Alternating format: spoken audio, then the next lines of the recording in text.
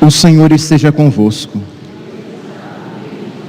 Proclamação do Evangelho de Jesus Cristo segundo Lucas. Naquele tempo, quando as multidões se reuniram em grande quantidade, Jesus começou a dizer: esta geração é uma geração má. Ela busca um sinal, mas nenhum sinal lhe será dado a não ser o sinal de Jonas. Com efeito, assim como Jonas foi um sinal para os ninivitas, assim também será o Filho do Homem para esta geração.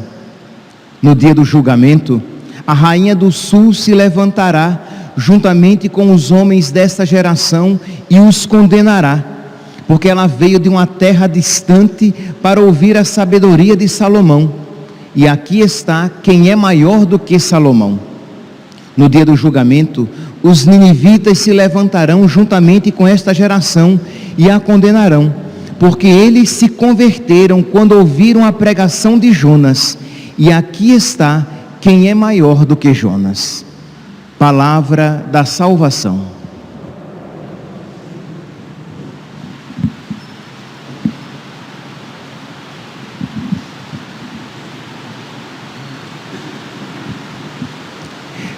Caríssimos irmãos e irmãs, a liturgia da palavra de hoje nos dá a ocasião de nós refletirmos sobre o dom do arrependimento, a graça do arrependimento.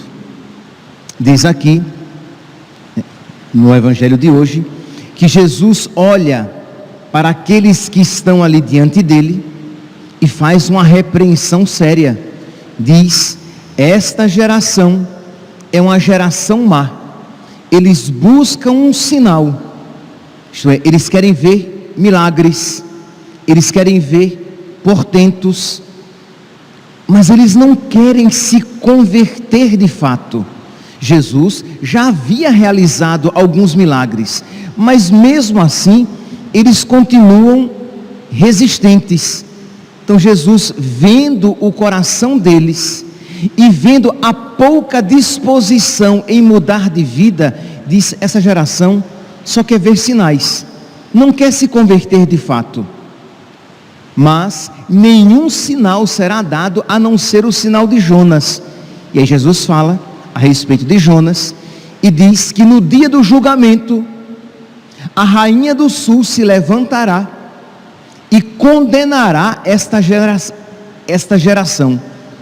E aí nós nos perguntamos: mas a quem é que Jesus está se referindo quando diz que os ninivitas e a rainha do sul condenarão esta geração que não quer se converter, que quer ver apenas sinais?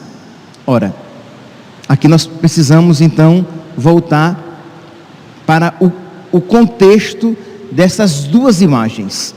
Os ninivitas, vocês podem pegar lá no livro do profeta Jonas, são 4 capítulos apenas, você lê numa sentada, rapidinho.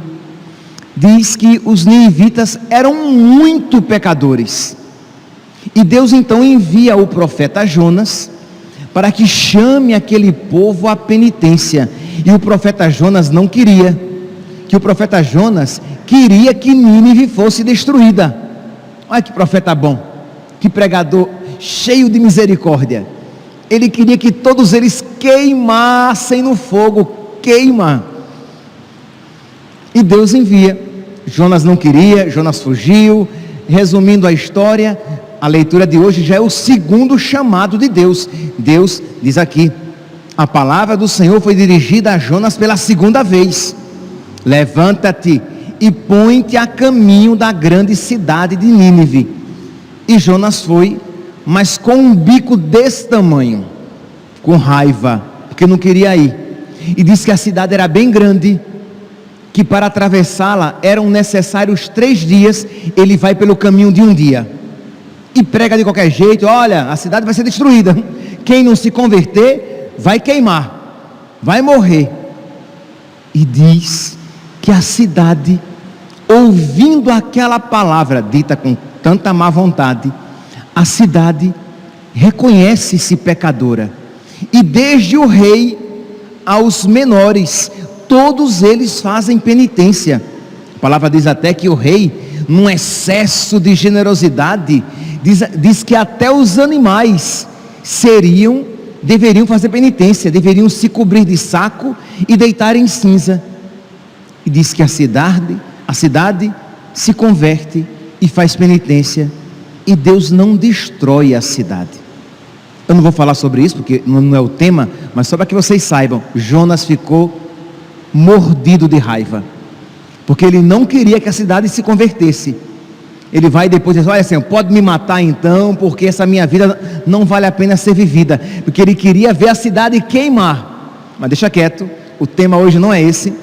Então aqui o foco é Nínive. Diante daquela pregação, repito, feita de má vontade, Nínive se reconhece pecadora, bate no peito, faz penitência, se arrepende e vive. A rainha do sul, diz a palavra de Deus, que uma rainha, ela ouve falar de um rei, Salomão, que era muito sábio, e diz então que esta rainha foi humilde o suficiente, que ela poderia dizer: eu sou uma rainha também, mas ela foi humilde e sai do seu reinado, da sua região, e vai até o encontro de Salomão, porque ela quer ouvir a sabedoria daquele homem, e se deixa tocar pela sabedoria, que no fundo era a sabedoria de Deus. Então a sua humildade fez com que ela se reconhecesse aquilo que diz a palavra de Deus, lá no livro do Apocalipse: eu sou pobre, cego e nu. Ela reconheceu que ela era pobre, que ela era carente, que ela necessitava de algo maior, e ela vai então à procura da sabedoria na pessoa de Salomão.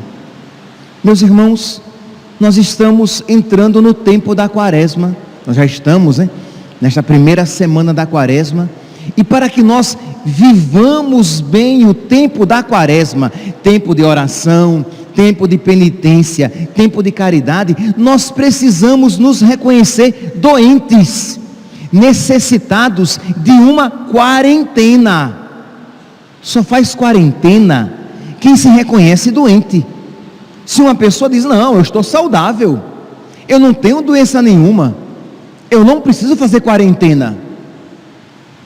Mas se ele se sabe doente, pobre, cego e nu, se ele se sabe tocado pela miséria, pela desgraça do pecado, ele sabe que precisa fazer quarentena, quaresma, este tempo em que nós vamos buscar mais intensamente os remédios que Deus nos propõe.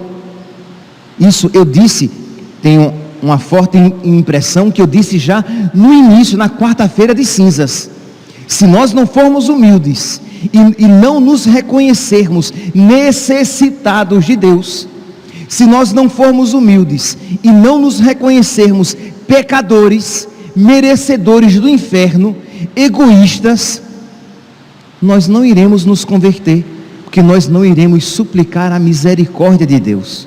Então é importante que durante este tempo da quaresma, nós nos humilhemos na presença de Deus, nós reconheçamos o nosso nada diante de Deus, nós reconheçamos que nós não merecemos as graças de Deus e só a esperamos porque confiamos na sua misericórdia, porque sabemos que Ele não nos trata segundo os nossos merecimentos, mas segundo a sua bondade, que é infinita, que nós sabemos que não obstante nós peçamos mal, que as nossas orações não são feitas de uma maneira adequada, mas que Deus é tão bondoso, que mesmo que nós supliquemos mal, Ele nos concede, porque é um pai que quando vê um filho balbuciando alguma palavra, fica tão feliz, de ver o filho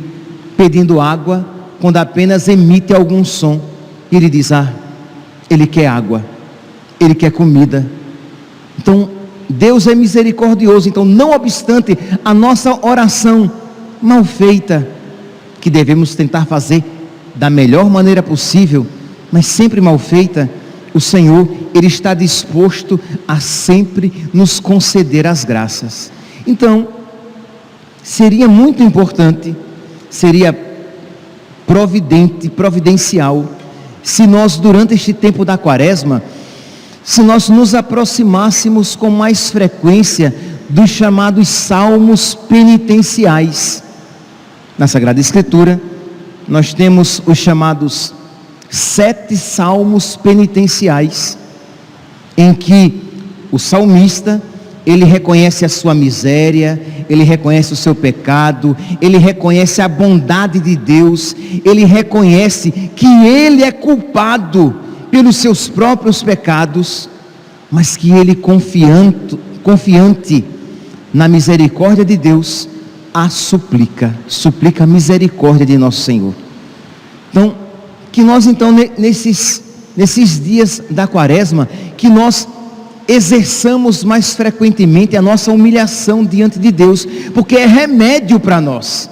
Se nós nos humilharmos diante de Deus, e se nos humilharmos cada vez com mais verdade, cada vez o nosso coração expressando, correspondendo com aquilo que a nossa boca fala, isto é, quando eu disser: tende piedade, ó meu Deus, misericórdia, na imensidão do vosso amor purificai-me, lavai-me todo inteiro do pecado e apagai completamente a minha culpa. Quando isso eu rezar, mas rezar de coração, eu estarei de verdade suplicando a misericórdia de Deus. Que o grande problema, e nós refletíamos isso ontem, falando das orações mecânicas e distraídas, é que nós suplicamos a misericórdia de Deus, mas sem um coração contrito.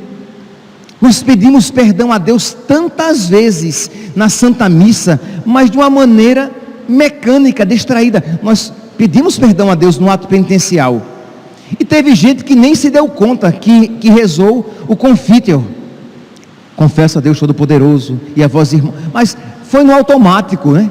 Foi ali na moção, não na moção do Espírito, mas na moção da comunidade. Todo mundo estava rezando, eu nem coloquei a minha alma naquelas preces, eu nem coloquei o meu coração naquelas preces. Não foi um verdadeiro pedido de perdão. Então nós precisamos nos reconhecer pecadores, precisamos reconhecer que o nosso pecado é uma desgraça, precisamos reconhecer que Deus é o nosso bem maior, é o bem por excelência, e quanto mais isso for verdadeiro em nós, mais tenderemos para Deus. Então, os salmos penitenciais, para que vocês depois, eu sei que vocês estão aflitos, querendo que eu diga quais são os salmos penitenciais, porque vocês querem rezar todos eles o quanto antes. Eu sei, é claro, é óbvio. Então vamos lá. São o Salmo 6, o Salmo 31 ou 32, de acordo com a tradução bíblica. Salmo 6, 31 ou 32, 37 ou 38, 50 ou 51, 101 ou 102, 129 ou 130 e 142 ou 143. Não copiou? Não gravou? Você depois escuta a homilia e você copia, não tem problema.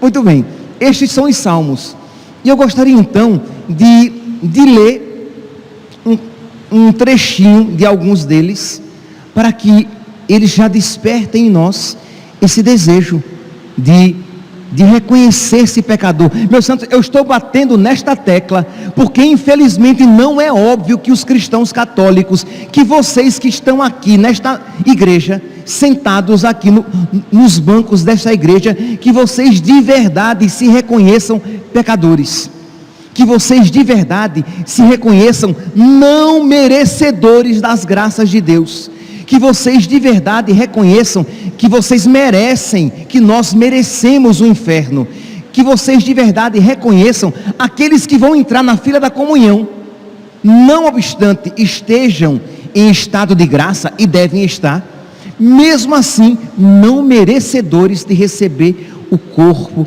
sangue, alma e divindade de nosso Senhor. A certeza de fé interior de que nós não merecemos estar presentes na Santa Missa. Nós vamos assim para a Santa Missa como se fosse a coisa mais banal, mais corriqueira. Nós vamos participar do santo sacrifício da missa. Nós vamos participar, nós estamos participando, do sacrifício redentor de nosso Senhor. E nós vamos como vamos para o shopping. E olhe lá que às vezes vamos com mais disposições para o shopping do que para a missa, porque eu estou acostumado.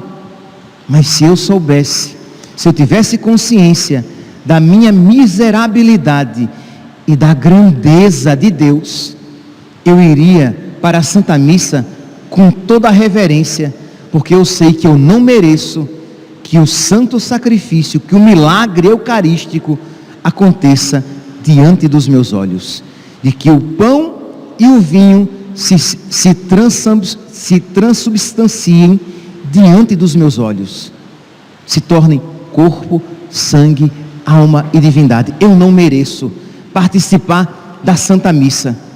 Então isso precisa despertar nos nossos corações, porque a ação de graças, a gratidão para com Deus brotará também. Pois bem, então o Salmo 31 ou 32, de acordo com a tradução, salmo muito bonito, que aconselho que você depois reze em casa. Ele diz assim: feliz o homem que foi perdoado e cuja falta já foi encoberta. Feliz o homem a quem o Senhor não olha mais como sendo culpado e em cuja alma não há falsidade. Uma alma que não usa máscaras diante de Deus. Enquanto eu silenciei meu pecado, dentro de mim definhavam meus ossos e eu gemia por dias inteiros, porque sentia pesar sobre mim vossa mão, ó Senhor, noite e dia. Mas eu confessei afinal meu pecado e minha falta vos fiz conhecer. Eu disse: eu irei confessar meu pecado, e perdoaste, Senhor, minha falta. É verdade que este salmo é adequadíssimo para quem vai se preparar, por exemplo, para a confissão sacramental, mas não apenas.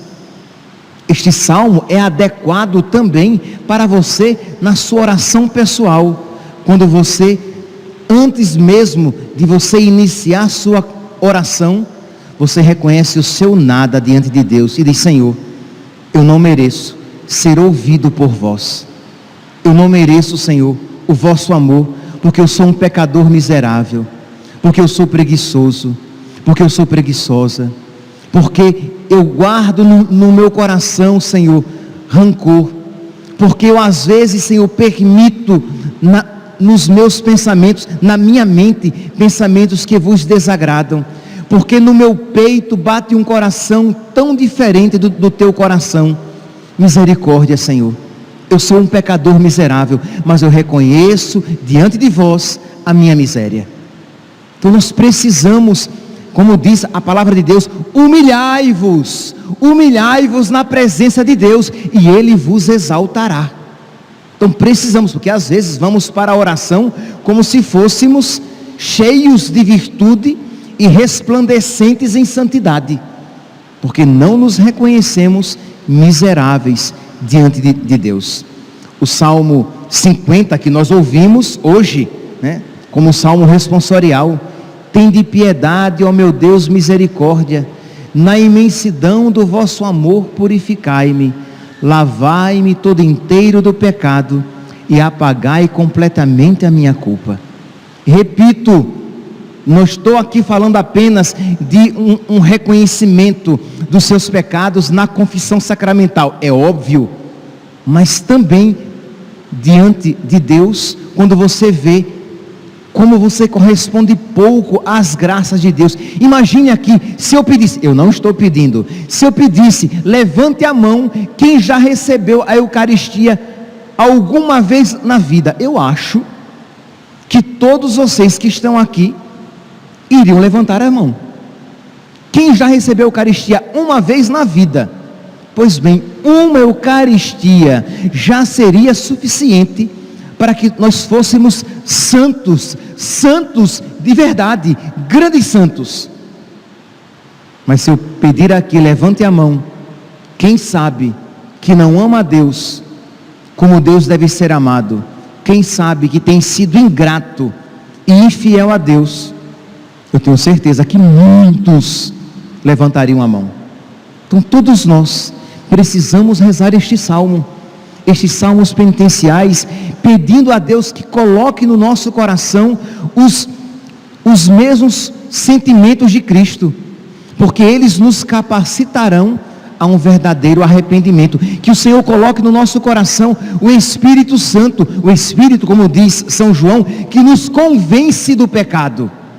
Um dos dons do Espírito Santo é o convencimento do nosso pecado, que nós vejamos que somos pecadores, que somos medíocres, que somos superficiais, que somos preguiçosos, que somos invejosos, que somos orgulhosos, que somos maldosos. E para que isso, o que? Nos deixe deprimidos e nos faça entrar num quadro clínico de depressão? Não! Para que você, vendo a sua miséria, você veja como Deus é bom, porque não obstante toda essa sua maldade, Deus o ama, e Deus constantemente estende a mão para você, concedendo-lhe as graças, para que você possa crescer no amor de Deus, e crescer no amor aos irmãos, para que você saia deste estado de egoísmo, de desconfiança de Deus, de preguiça espiritual, de quem não quer ser santo, para que você entre neste processo de santificação. Então é importante que nós nos humilhemos na presença de Deus. Humilhai-vos na presença do Senhor. Salmo 129, um dos mais bonitos, sem sombra de dúvidas, que nós rezamos todas as quartas-feiras nas completas. Das profundezas eu clamo a vós, Senhor, das profundezas da minha miséria, das profundezas da minha pequenez, das profundezas eu clamo a vós, Senhor, escutai a minha voz, vossos ouvidos estejam bem atentos ao clamor da minha prece. Se levardes em conta nossas faltas, quem haverá de subsistir? Quem é que pode aguentar? Quem é que pode permanecer na presença de Deus? Ninguém. Se o Senhor levar em conta as minhas faltas, as minhas misérias, eu não aguento, eu não suporto, eu não subsisto, eu não me mantenho diante de Ti. Eu não consigo olhar para o sol com os olhos fixos. A minha retina será queimada. Eu não consigo, Senhor, permanecer diante de vós, se vós levardes em conta as minhas faltas. Mas em vós se encontra o perdão. Eu vos temo e em vós espero. No Senhor ponho a minha esperança. Espero em sua palavra. E aí continua o salmo proclamando a bondade e a misericórdia de Deus.